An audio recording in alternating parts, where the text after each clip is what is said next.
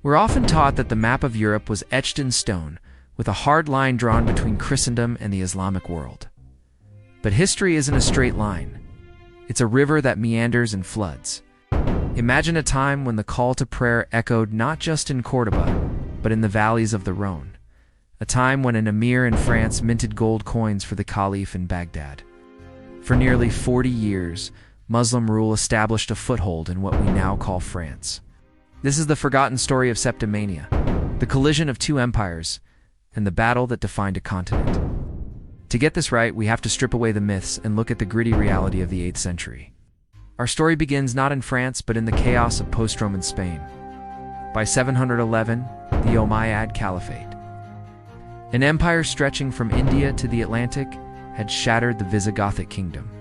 The Iberian Peninsula was now Al-Andalus. But the Umayyad generals weren't content to just admire the Pyrenees from afar. To the north lay Septimania strip of Mediterranean coastline in modern-day France. It was a strategic jewel, a lowland corridor and gateway into Western Europe. In 719, the governor of Al-Andalus, Al-Sam ibn Malik, launched his campaign. This wasn't a raid, it was an annexation. Narbonne fell and was renamed Arbuna, becoming the capital of a new Muslim frontier province. Over the next few years, Carcassonne, Béziers, and Enchiems all came under Umayyad control. By 725, Muslim forces had pushed as far north as Autun and Burgundy, sacking the city. They established an administration and collected taxes, which were often lighter than those of the previous lords. But this expansion did not go unnoticed.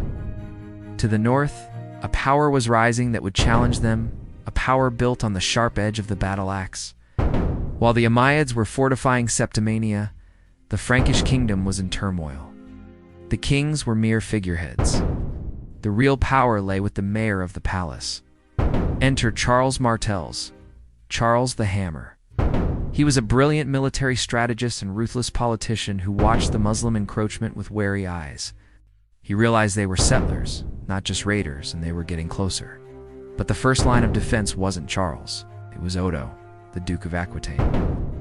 Odo was pragmatic, even marrying his daughter to a Berber chieftain to secure a buffer zone. In 721, the Umayyad governor Al-Sam marched on Toulouse.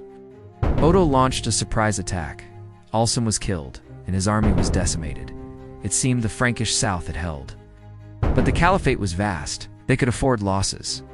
A decade later, a new, tougher governor arrived. Abd al-Rahman al-Ghafiqi was a veteran who wanted to break the Franks once and for all. In 732, he launched a massive expedition, smashing Duke Odo's army. Defeated and desperate, Odo fled north to his sworn enemy, Charles Martel. The two rivals realized that if they didn't stand together, they would both fall. Charles Martel gathered an army of veterans. These weren't mounted knights. They were foot soldiers, a wall of iron and wood. The two armies met in October 732, somewhere between Poitiers and Tours. The Battle of Tours, or the Battle of the Pavement of the Martyrs, as Arabic sources called it, is often seen as this epic battle for the soul of Europe. In reality, it was a tactical grudge match. The Muslim cavalry relied on mobility. Franks relied on discipline. For 6 days, they skirmished. On the 7th day, al-Ghafiqi launched a full attack. The Frankish shield wall did not break. As evening fell, the Muslims withdrew to their fortified camp to guard the immense loot they had gathered. The next morning, when Charles Martel prepared for battle, he found the enemy gone. Al-Ghafiqi had been killed, and his army had retreated. Charles Martel had won. He had halted the northward advance. But Tandis is crucial. He did not drive them out of France. Textbooks often end the story at Tours. They say the Muslims turned and went back to Spain. This is false. The Umayyads held on to Septimania for another 27 years. Narbonne remained a Muslim city, a bustling port with mosques and markets. So what was life like in this Muslim-ruled France? Wasn't the nightmare often portrayed in later chronicles? The Umayyads were relatively pragmatic. Christians and Jews were considered protected people. They paid a special tax, the jizya, in exchange for freedom of worship and exemption from military service. Archaeological finds from this period show that Mediterranean trade flowed freely through Narbonne. The Umayyads introduced new agricultural techniques, irrigation methods, and luxury goods like silk and spices that were unknown in the Frankish north. It was a window to a wider world. The final chapter belongs to the next generation. Charles Martel's son Pippin, the short father of the future Charlemagne, rose to power. Pippin wanted to be king. He needed legitimacy from the Pope, and he needed to secure his southern border. Between 752 and 759, he launched a grinding war of attrition to finally take Septimania. City after city fell. Finally, in 759, Narbonne surrendered.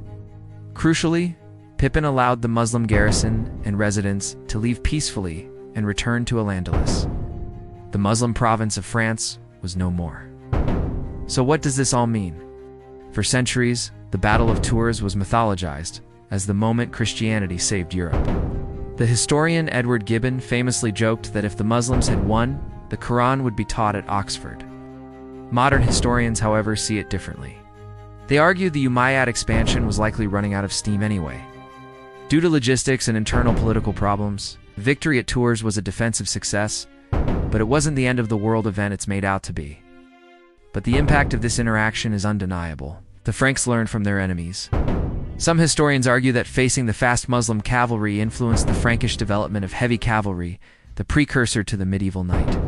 Culturally, the presence of Muslims in Septimania kept an intellectual door open between the Islamic world and Europe. The transmission of science, medicine, and classical texts often passed through these borderlands. And while direct rule ended in 759, the story had a strange epilogue. In the 9th and 10th centuries, Muslim settlers established a colony at Frankishhistory in Provence, ruling parts of the French Riviera for nearly a century. But the Umayyad era in Septimania remains the most significant example of Islamic governance on French soil.